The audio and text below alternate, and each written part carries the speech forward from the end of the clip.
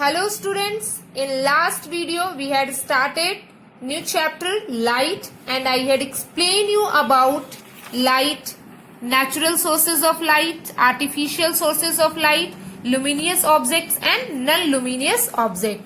Now students, in this video I am going to explain you about properties of light and what are transparent object, translucent object and opaque object. Okay. So let's start. Properties of light. So first property of light is the form of energy which can be changed from one form to another form. Students, you can see here light energy is transformed into electrical energy. Okay. In TV camera, light energy is transformed into electrical energy. Here also one more example. From sun we get light, that is light energy, and in the process of solar energy, solar cell, this light energy is transformed into electrical energy. Okay. Next property is light always travel in the straight lines. This property of light is called linear propagation of light. It cannot be bent. Students, like here you can see, you place papers, okay, and switch on the light of torch. You see that light will hit all the paper in a straight line. Okay, so by this we can say that light always travel in a straight line. Now students, we can categorize the objects into three types according to the amount of light that can pass through them. First is transparent object, second is translucent object, and third is opaque object. Now let's see what are these objects. First, transparent objects. When light can pass through the object, it is called transparent object. For example, glass, water, cellophane paper, etc. Okay. Now you can see here in a picture, in this window here, glass is putted. Okay. Now that sunlight comes inside through this glass window. So this glass is a transparent object because it's allow sunlight to pass into it in the inside the room. Okay.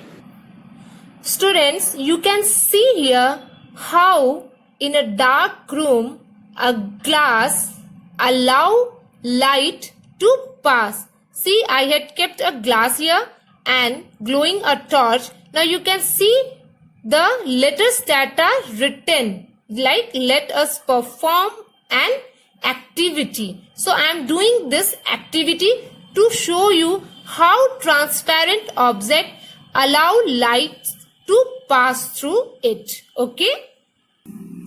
Now next is translucent object. When the light can pass through the object partially, it is called translucent object. For example, tracing paper, butter paper, frosted glass, etc. Students, from picture you can see that this through milky glass light can pass only partially. Okay. Now I am going to show you one experiment.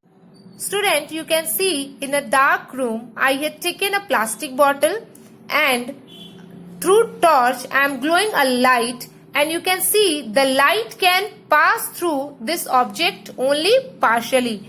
Okay.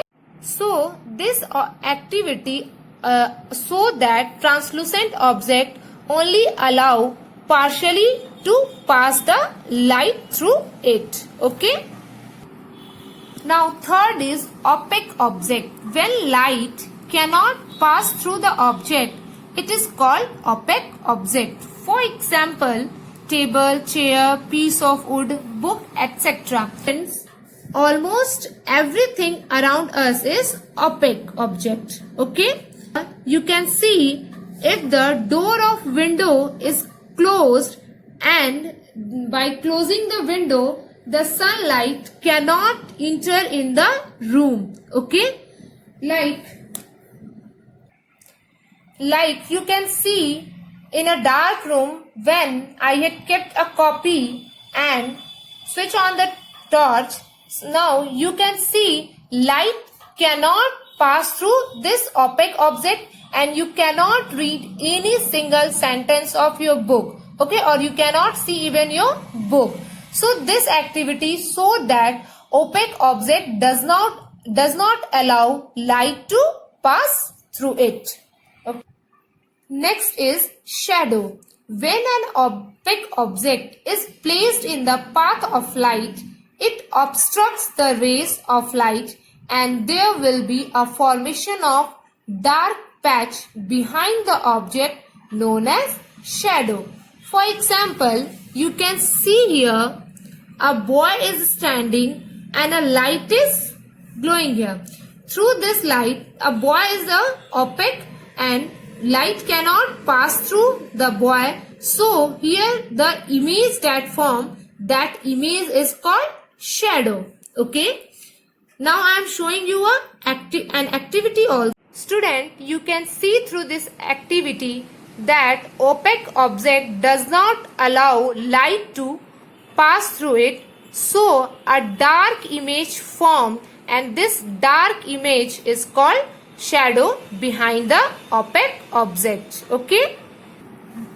Now we will see what are the characteristics of shadow. Okay. So first, shadows are always formed only in the presence of light and are always on the opposite side of the source of light. Okay.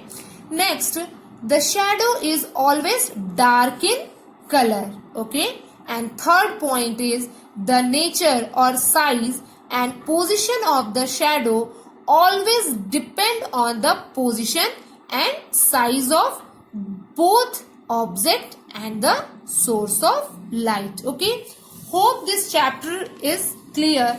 Now students, the book work, this is true false, this one, and fill in the blanks. Okay. And next turn your page. Fill in the blanks A number, B number and C number. These all are your homework and these all things you have to do in your book only. Thank you.